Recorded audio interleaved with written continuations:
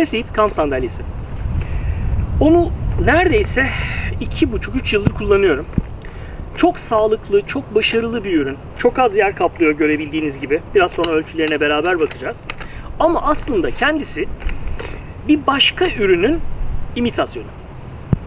O ürün bundan çok daha hafif, çok daha kolay taşınabilir ve hatta boyutları noktasında da bir miktar daha küçük. Ama işin doğrusu o ürünü de satın aldım sonradan. Bundan daha memnunum. Eğer taşıma maliyetine katlanırsanız, aradaki farkı katlanırsanız daha sağlam olduğunu söyleyebilirim. Çünkü diğer ürünü aldım ve ikinci kullanışımda daha uygun bir metalden, hafif bir metalden yapıldığı için eğildi. Ama bunda öyle bir sorun olmadı. Hatta bununla deneyimim ilginçtir. Ben o zamanlar yaklaşık 95 kilo bir adamdım. Ve köpeğim 60 kilo, 65 kilo. Yani biz toplamda çok ciddi bir kilo ediyoruz. Ve biz yaklaşık 160 kiloyla bunun üstüne çıktık. Ve bir gece boyunca dayandı. Ben ona oturdum, köpeğim de benim kucağıma oturmayı sever ilginç bir şekilde. Carlos. Dolayısıyla da gerçekten bir gece boyunca bizi hiç dertsiz şekilde taşıyabildi. Ondan çok memnunum. Peki, ölçülerine bakalım beraber.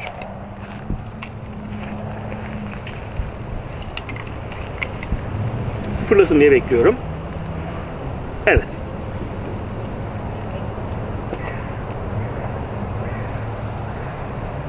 Bir kilo 670 gram.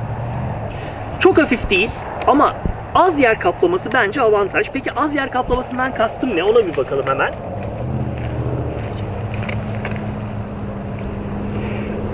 ...36 santim... ...13,5...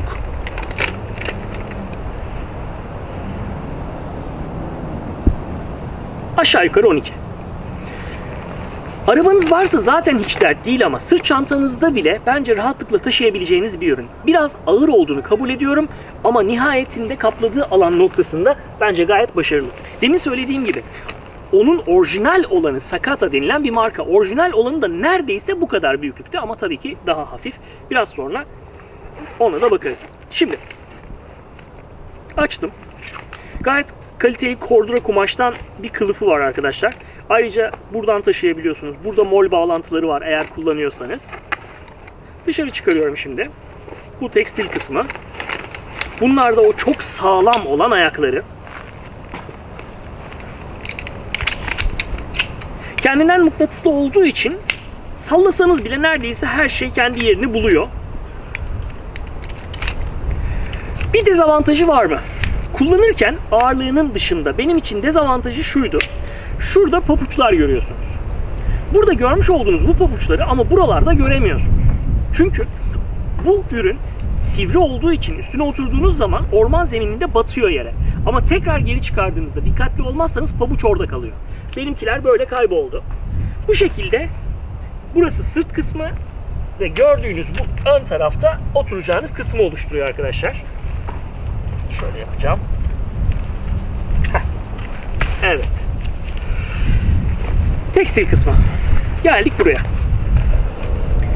Buradaki fileli kısım sırtınıza geliyor. Ve arkasında çok güçlü kauçuklar bu noktalara takılıyor. Şimdi deniyorum.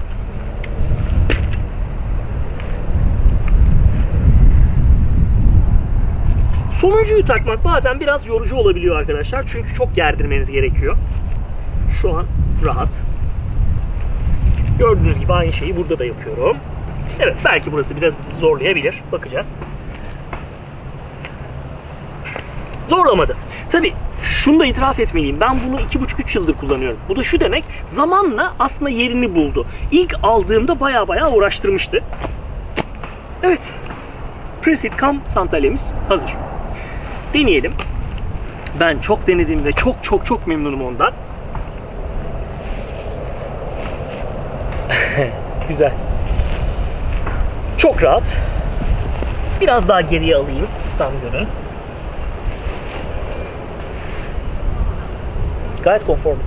Yani kamp için bu konfor yeter de artar bile. Dezavantajlardan bir diğeri, kafanızı geriye atamıyorsunuz. Aynı sandalyenin arkası daha uzun olan ve kafanızı da rahatlıkla destekleyen modeli de var. Ama tabii böyle bir durumda ağırlıktan ve hacim noktasında biraz özveride bulunmak zorunda kalırsınız. Ben onunla çok rahatım. Aklınızda olsun.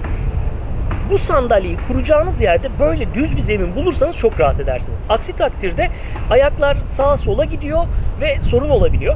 Hele hele ateşin yakınında bir yerdeyseniz çok rahatlıkla yıkılırsınız ve zarar görürsünüz.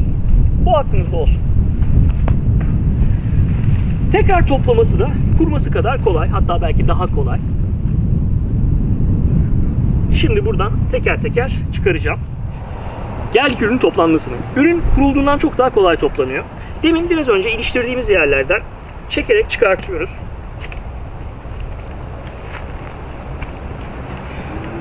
Kılıfına tekrar sığdırabilmek istiyorsanız mümkün olduğunca bunu dikkatli katlayın arkadaşlar. Çünkü ben birkaç kez, ilk aldığım zamanlarda birkaç kez onu beceremedim.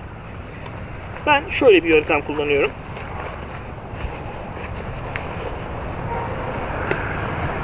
Bu işinizi görecektir. Önce bunu kılıfına yerleştireyim.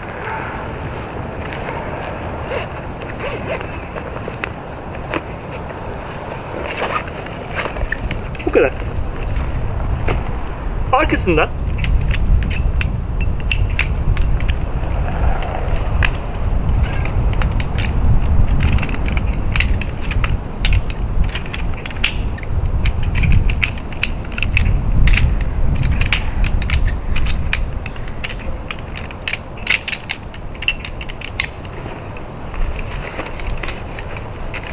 kullanımdan sonra ürünün ayaklarını ya olduğunuz yerde imkanınız varsa yıkayın ya da toptan hepsini evde yıkayabilirsiniz tekstille beraber. Çünkü ister istemez çamur oluyor.